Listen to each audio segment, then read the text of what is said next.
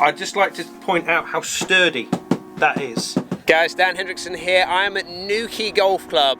We're going to do some filming today with the head pro Chris Gill. We've got a few people coming on to do some fittings with us as well, and we're going to have a little look at some of the Callaway products that have come out recently. If you've never visited the area, this is the North Cornwall coast. It's absolutely beautiful down here, lots of quality golf courses. This is no different. This is a links course right on the edge of Thistral Beach, so if you come down, make sure you bring your surfboard. Let's go and meet up with Chris.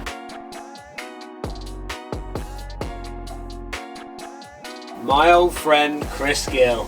How are you, mate? I'm alright, my old mucker. How are you? Nice to see you. So how's it going? It's beautiful. It's beautiful. Shame it's not the normal sunny conditions we have in Cornwall. So we're going to do some work today, aren't we? Yes, we're going to go do some fittings. But just tell everyone a little bit about yourself, Chris. Oh, wow. Okay, so I've been a head pro here at Newquay almost 7 years to the day. I've played in the PGA BMW twice. Yeah. I've played PJ Cup, which is like the Club Pros Ryder Cup. I've played about, I think I worked out the other day actually, I played about 40 European Tour events, so I've had a good run. Let's go to your studio, shall we? Let's crack on. Chris, we have arrived at your fantastic studio here. This is lovely, isn't it? It's not bad, is it? I've certainly seen worse. Yeah. So what have you got in your hand for us today? So today we have got the new Callaway Mavrik Drivers. They have brought out 3 different editions with this at the moment. They've brought out the standard. Okay. For your kind of average golfer. Yeah. They brought out the Sub-Zero for your better golfer, less spin, lower launch, and they've also got the Max now, which is for a golfer that needs to get the ball into the air a little bit easier, needs to spin it a little bit more, to obviously increase that carry.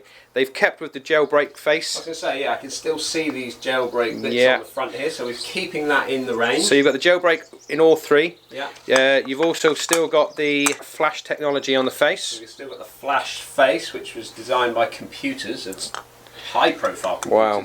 Certainly more intelligent than you and I. And they have now moved a little bit of weighting depending on what model you go for. Yeah. There's different weightings lined up in the head to hopefully produce a slightly better, longer flight. So what do you think these are replacing? Do you think they're replacing Rogue or Flash, or what are we doing? Obviously here? Rogue now is generation 3, really, and considering to all this stuff here. Epic Flash is the last one model they brought out about a year or so ago. So interestingly, again, we don't have the rail on the back, do we? So we're not being able to manoeuvre it much. Have you done much fitting with these already? So far we've done a lot here. We've had them for 2 weeks now in the shop, and we've done probably about a dozen fittings, and we've sold about maybe 7 or 8 of the products so far with the drivers. They're doing well. Yeah, they've flown off the shelves, to be fair. But what I've seen so far is they're very much low spin, low launch, a little bit increased with the carry. So for you, a links course down here on the north coast of Cornwall, having that low launch, low spin kind of knuckleball, should we say? Your members love that, must love it. Absolutely spot on. Yeah, most of our guys hit it sort of worm height, and every time I play with the members out there, if they shout 4, you've got to jump. That's how high they generally hit it. So the longer we can keep the ball into the air for these boys, really, the better it is for them, because most of them, the ball doesn't carry quite as far and rolls a little bit, but we found just by getting the ball in the air a little bit higher, a little bit longer, we've actually got quite a few yards out of it so far. Brilliant. Right, let's get some testing done with them, shall we? Let's go. So what loft are you going into here? So mine is currently, I'm on a 8 degree with a draw setting. Okay. So we've got the standard head here. Yeah. Let me just do this one up. It's a 9 degree head. We've got -1, so I'm going to bring that down to 8 degrees, and the D for draw. Okay. So that's the standard one. We're going to give it a go. Why are you in D for draw? What's going on there? I don't like seeing the golf ball go to the right. I don't like trying to hit a fade that much, so that little draw I do like the golf ball going right to left. Sometimes it's your friend, sometimes it's your foe, but for me, it's the only shot my brain sees, I'm afraid. Okay, last drive we're going to test is the Max version, so definitely a different look. I would say that the standard and the sub were almost similar in looks from a profile of the head. So the standard and the sub are much more rounded, faces are a little deeper, everything really geared to, like I said, that low launch, low spin. With the Max, you'll see first and foremost the face is a lot lower profile, still got this flash technology in the face, but much longer, much narrower top to bottom. Here also with the Max, you've got the weight in the heel.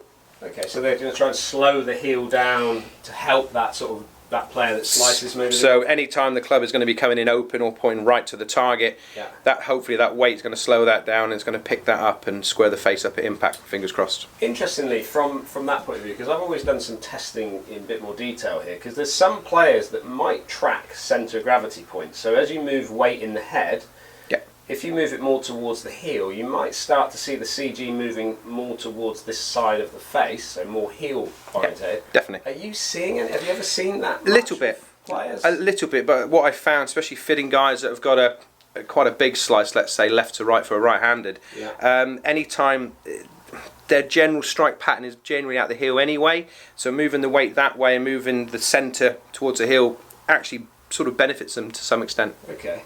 And we're getting also a bit of stretch, isn't there? There's a bit of stretch in the back of that, and that's probably why they're saving what they are at the front here and then shifting it back through the driver. So they've just basically tried to move as much weight and as much dispersion here at the back.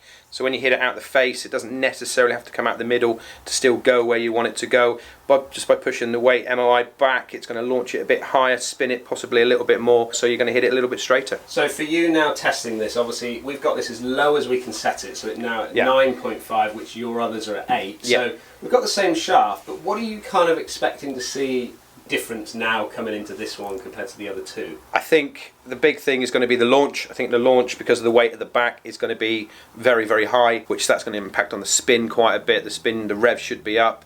At the moment, we're a little bit better in the sub compared to the standard, but this here is going to rev up an awful lot more. I'm expecting this to be sort of 3.5 spins and losing quite a bit of yardage on the carry. And that's for you personally, yes, not that's necessarily for the people that you're fitting. Okay, let's have a go. You heal that? Yeah. That was awful. Look how straight that's gone. I've hit that horrendous and it's gone 3 yards offline. Amazing. But, I mean, that's your first shot, but I just, you've not hit one in the heel yet. No. You put that drive, see, you're a CG tracker. You track the CG, Gilly. I've been called a lot of things down the years. I know you have. Right, we're going to have a little look at Chris's numbers now.